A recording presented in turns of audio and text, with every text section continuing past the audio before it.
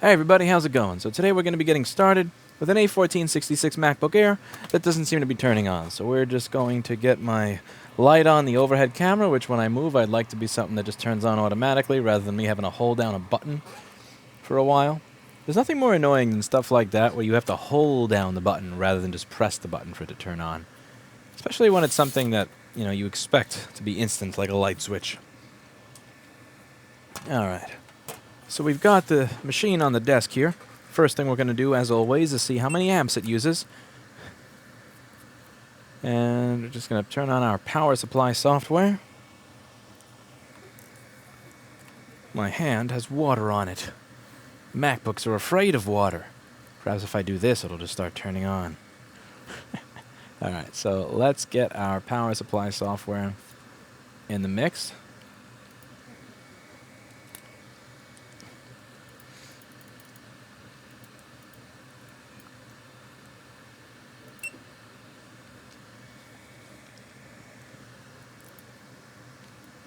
So, it is taking 279 milliamps and not turning on. Now, what does that tell us? Let's see if anybody in the chat has an idea, because one of the things that I always say here is that if you're paying attention, that you can use the amount of amperage the machine is using very often to get an idea, not know exactly what it is, but get an idea of what it is that's causing it to have any particular issue. The same way that you can tell when you use diode mode measurements to ground on certain parts of the circuit what's going on with it. So if it was taking 20 to 30 milliamps, that's usually PM sleep S4L missing. If it's going back and forth between, let's say, 15 and 30 milliamps and jumping in that area, PM sleep S4L pulsing, perhaps due to a short to ground, SPI ROM issue, or now if you have it taking 100 milliamps, maybe an ALSUS power good issue, 500 to 600 milliamps turning on. What does 250 milliamps usually mean? Let's see if anybody in the chat has an idea.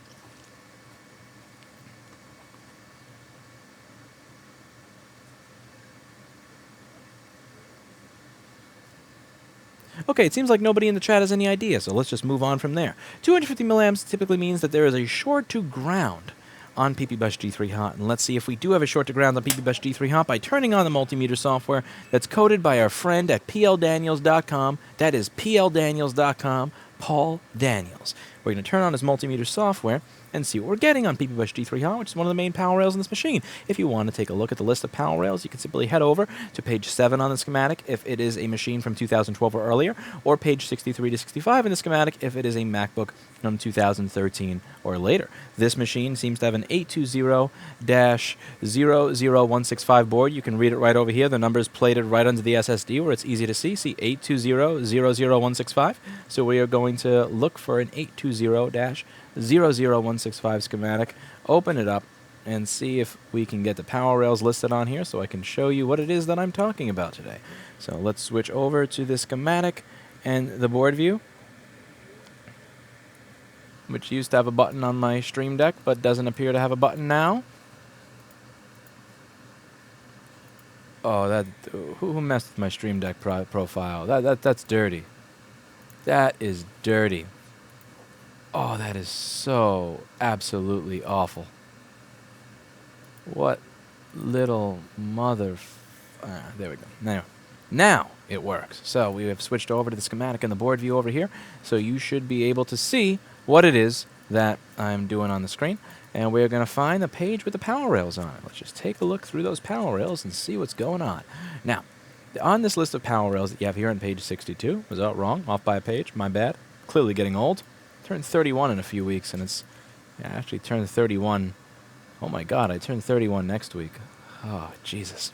Yeah, no wonder my brain is starting to rot.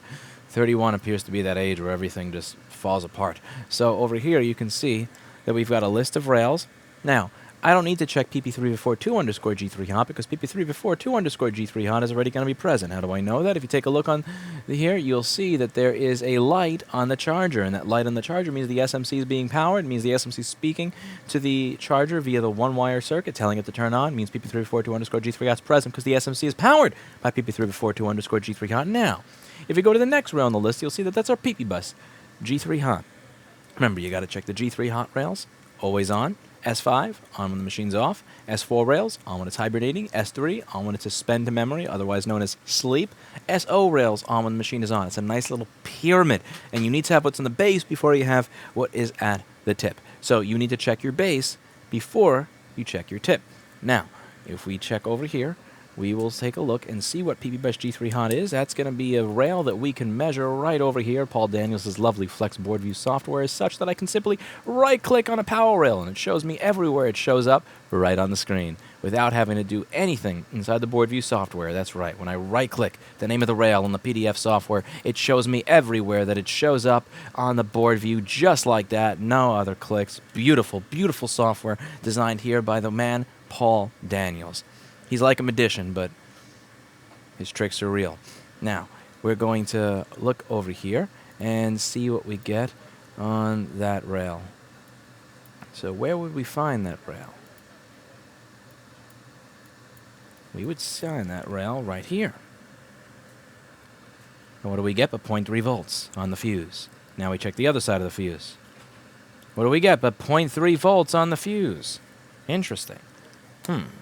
Now let's take a look and see what the resistance to ground is on that rail. 0.5 ohms. Wow. 0.5 ohms. So, now what we have to do is figure out why it's 0.5 ohms. What is short-circuited on this board and what is causing our problem? Perhaps we will take a peek around with the microscope and see if the microscope gives us any ideas. We're going to put on the microscope camera. Turn off the multimeter power supply software. We don't need that right now. Let's see if any of the usual suspects are giving us an issue. Now, one of the things you may notice over here is that this cap appears to have pooped itself. And typically, the capacitor that's bad is the capacitor that has pooped itself. Look at that. See that? So that is something that I'm going to remember, make a mental note of. That may not be exactly what it is, but I'm going to make a mental note so that I can return to that part of the board later, just in case I do not find anything that seems more promising. Alright, so we go to this area of the board, and nothing looking out of order. Typically it's one of those tantalum caps on our PPBus S5 high-side computing iSense rail that breaks, and it doesn't look like it's any one of those today. So if I had to guess, I would say it's this cap because it looks like something looks like it's pooped itself. So what we're going to do here, we may actually be lucky in the fact that we don't have to use hot air to take off our short, and I'll show you how. Let's just see if that is it. Firstly, thing I should do before anything else is give you an idea of why I believe that cap is it, besides what it looks like.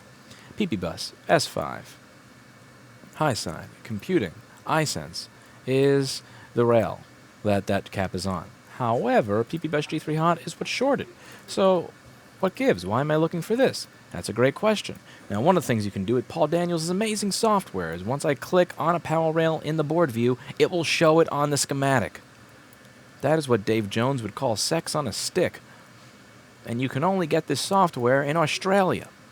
Now, PPBus G3 Hot turns into PPBus S5 high-side computing iSense after it goes through a current sensing resistor.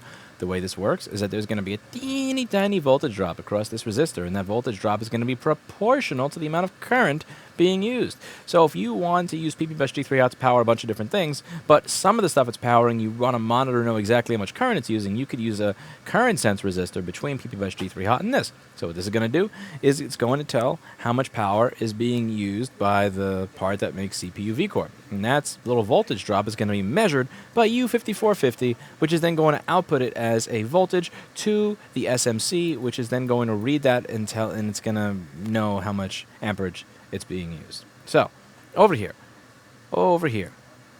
let's take this and see if this cap on here is what's causing this short over here. First thing we got to do is take off the heatsink.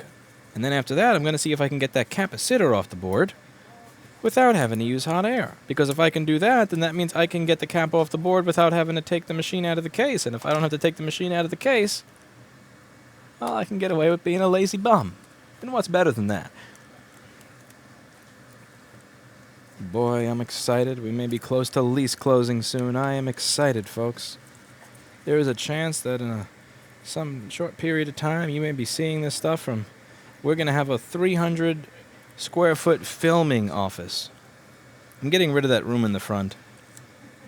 Someone in the comments section suggested that I use it as a casting couch, but that's not going to go over well. I really don't get why they had that room, an office right in the front of a store. I mean, unless you're trying to pull some freaky Matt Lauer shit, I really don't get the purpose of that. It was interesting that they had that there, but we're going to be getting rid of it.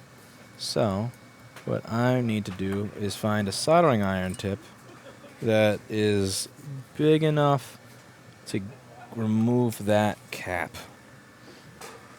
And I think I might have just found it.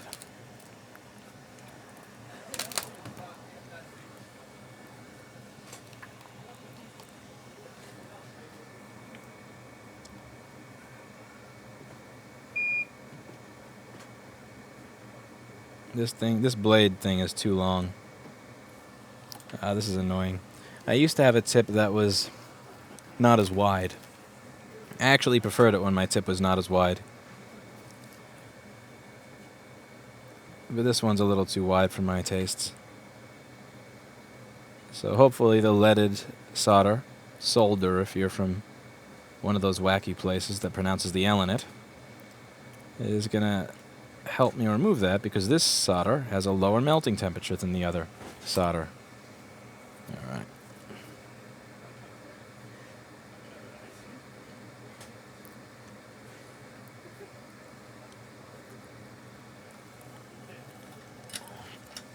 Now we're going to see what the resistance to ground is. And let's see if my estimation was correct. Did the cap poop itself? Was the cap that pooped itself the bad one? Ooh. Look at that. It's going up.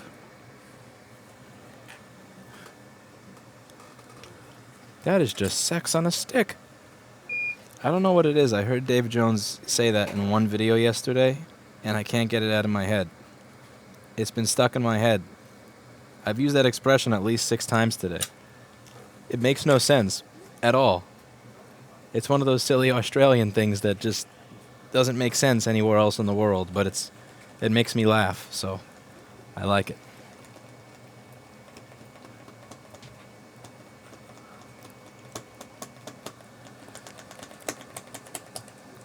I hate these things. These little alcohol things that you have to... Oh, man. Alright, so what we do is this. Clean that up.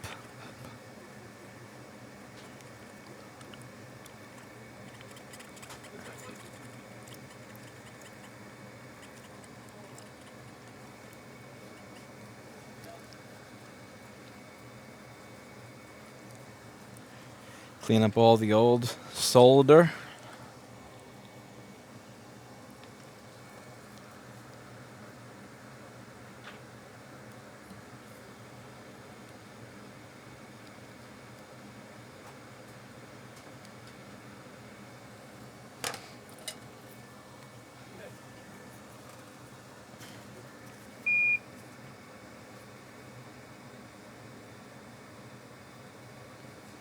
Check this out. Watch this trick. I am going to solder this cap in without hot air.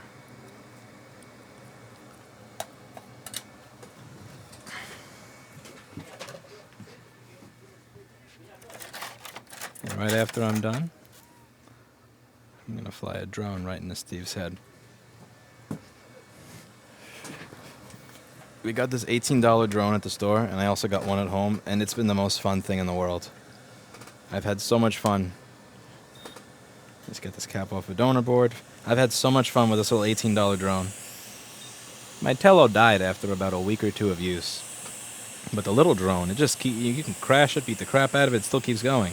And what I really like about those $18 or $20 drones on Amazon versus the expensive DJI stuff, you don't have all that annoying lag from going through from the Android phone to Wi-Fi to the drone, or from Bluetooth controller to the phone to Wi-Fi to drone. It's too much latency. It's so the cheap drones are actually nice because they don't have all that complicated stuff going on. So it's just bam.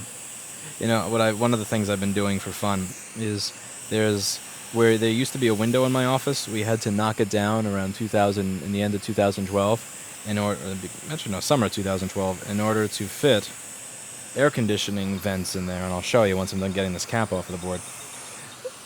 And we put a fan there as well because this room will get too cold even if you close the vent in this room. So, you know, of course, the proper thing to do here, as you can see. 1 sec, let me get the camera off him. So, right over there. So what I'd like to do is I like to fly the drone out that and then try to fly it in here, but without being able to see between that wall and go back and forth over and over again. And it's so much fun. Second most fun thing, of course, is flying the drone at Kevin while he's talking to a customer.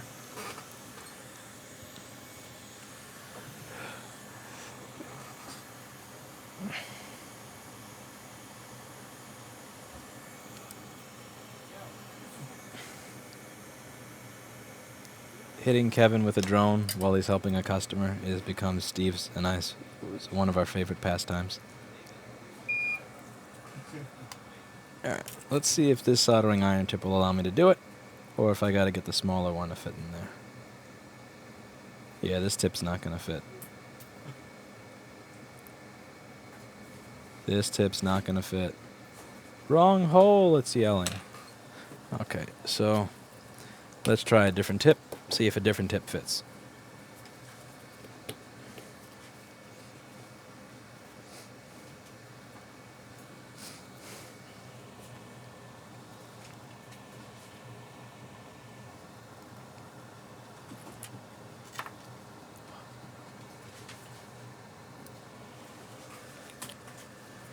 Would this one fit? Maybe. I don't think I have as much clearance in there as I thought.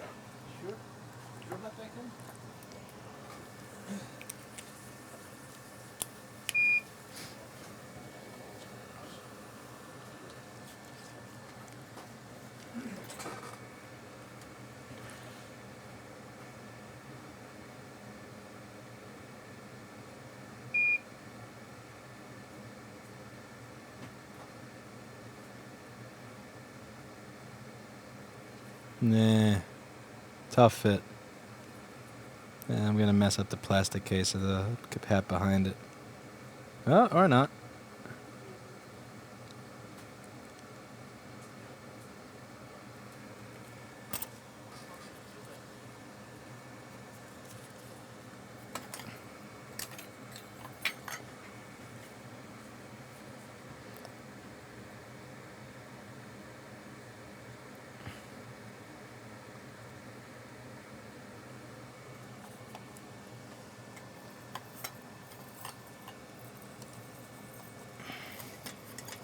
Damn, that cap is more crooked than a TechNet lobbyist.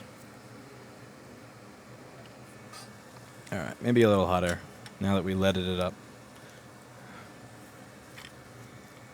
Obviously, remove the SSD. Don't be a jackass.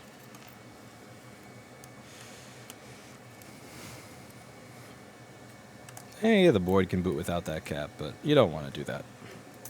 Let's be nice to the little board. Alright, we have this to protect the CPU, so we're going to do that. It's not touching the CPU, but it's going to absorb most of the heat so that it doesn't go on it.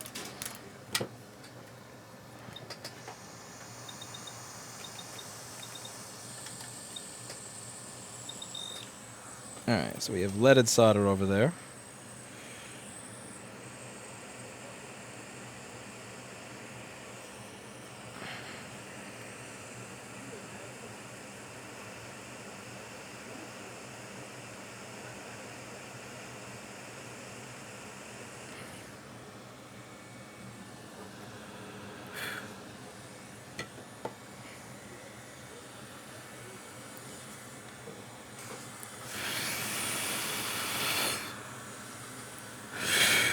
Rapid cool. Don't judge me.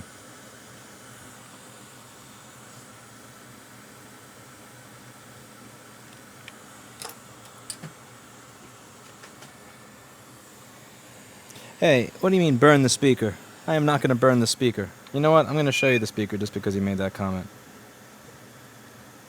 Look at that speaker. Look at that. Look at that. Has that been burned at all, because it's very easy when you're working on this in the case to burn the surrounding stuff. Check this out. Check this out. You doubt my skills? You doubt my skills? Look at this. Look at that clutch cover. Look at that unbent clutch cover. There we go. Light on. Look at this. That clutch cover is unbent, not even slightly warped. That speaker is perfect. Mwah. Even the keyboard backlight layer over there does not have a single bit. Don't doubt my skills. Now, let's see if this thing turns on. Do we get a fan spin? Do we get a light? Let's just should clean off the processor's thermal paste, actually. That stuff is kind of gunky. Ugh. Apple stock thermal paste is such trash. Utter trash. Okay, use the dry ends of the Q-tip first to get rid of as much of that junk as you can.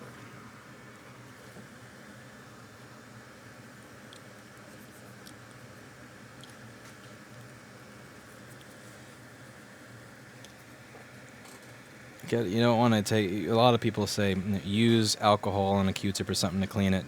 Don't do that.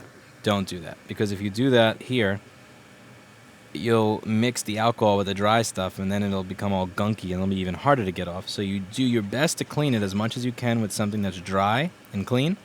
Then you go over it with the alcohol. Same thing on the heatsink side. After you're done with that, then you go over it with the alcohol.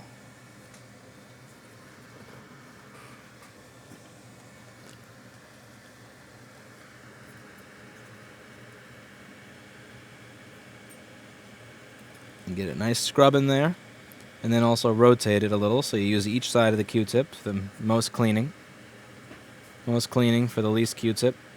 Got to preserve these Q-tips.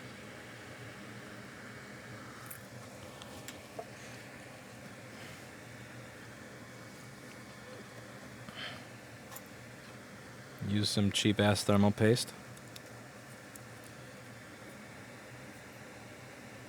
Nice little bit on there.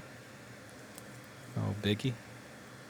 I don't even keep track of the stuff that I use. Honestly, like anything you buy is gonna beat the crap out of whatever's on there by such a large margin that the 1 to 2 to 0.2 Celsius differences between all the different thermal pastes for me are entirely irrelevant. I could give a shit less. No. Because the stuff that it comes with is just so bad that it doesn't matter. Whatever you put there is going to be better. You could probably spit on there and it'll transfer heat better. So, I'm not going to screw all the screws in, but I'm not going to screw them in all the way. I'll leave them a little loose because it allows me to move the heatsink to where I want it to sit.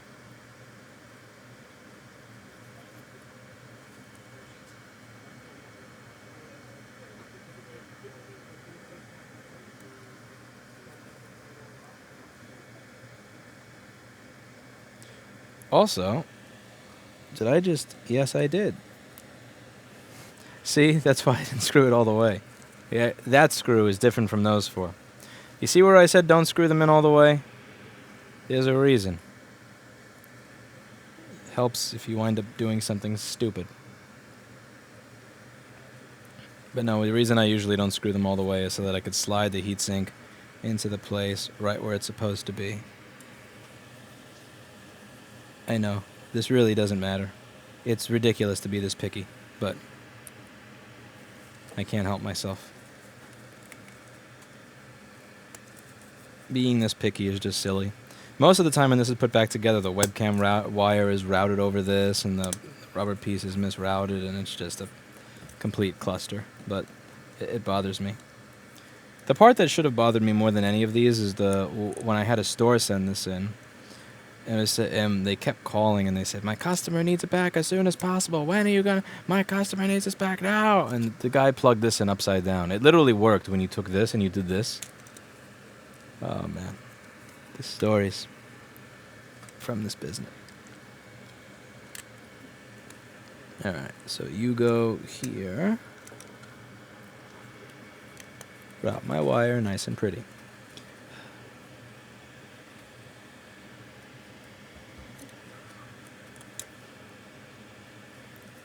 If I put even a quarter as much thought into the stuff that belongs to me as I did the stuff that belongs to customers, I think my bike would go on fire less often.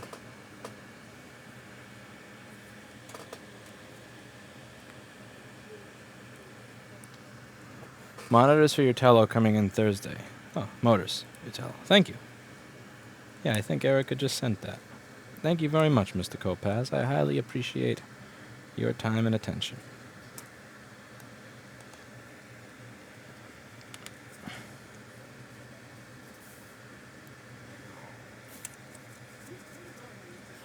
I've thoroughly enjoyed operating my little $18 cheap crap drone that I got from Amazon.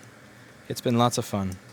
Alright, so we're probably going to do a little bit of cleaning, make this thing all nice.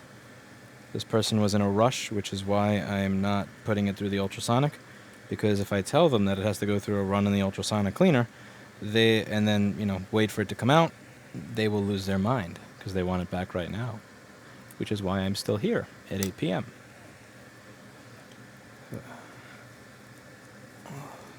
So, we do this.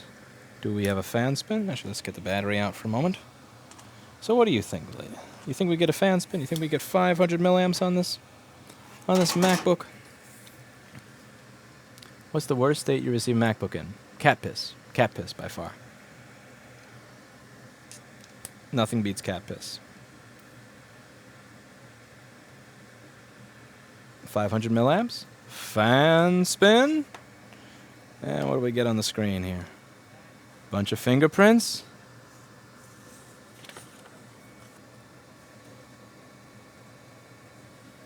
Yes, Apple logo. So there you go. That is a fixing an 820-00165 that was taking about 250 to 260 milliamps. We got it to work again without even having to take the board out of the case. It's a very common problem, those little annoying tantalum caps that blow. Hopefully this video helped give you an idea of how to tell which cap it is. Even when the cap itself is not cracked, there are little hints to look for, and those little hints are going to save you a lot of time and a lot of money when it comes to expensive diagnostic tools and software and all these types of silly gadgets and stuff that people are going to say you need to spend money on, when in the beginning, when you start out in a business like this, you don't have money. So, having all those little things to look for and having these little tricks, like, when I see this much power being used, it means it's probably that's the problem. Being able to make those types of associations is going to save you a lot of time, a lot of headache, a lot of money, and a lot of hassle in the beginning where you need it saved. So hopefully this video has helped you. If you have any sort of board repair business or work in a similar industry, thank you very much for watching. And as always, I hope that you have learned something. I'll see you in the next video. One thing, by the way, before we get into this, is that we are very close to a lease signing and moving. And unfortunately, during that process, while I'm moving, I'm probably not going to have time to do videos as regularly as I have. You may have noticed I haven't been putting as much time into doing videos regularly. My apologies for that. Once we are in the stage of moving, it's probably going to be a good 2, 3, maybe even 4 to 5 months before I'm posting stuff regularly again. But expect that once everything is settled, hopefully I'll have everything set up to where it's easy for me to go back to doing regular videos like I used to. I'm sorry that I've been kind of slow with that lately. But that's it. As always, hope you learned something. See you in the next one.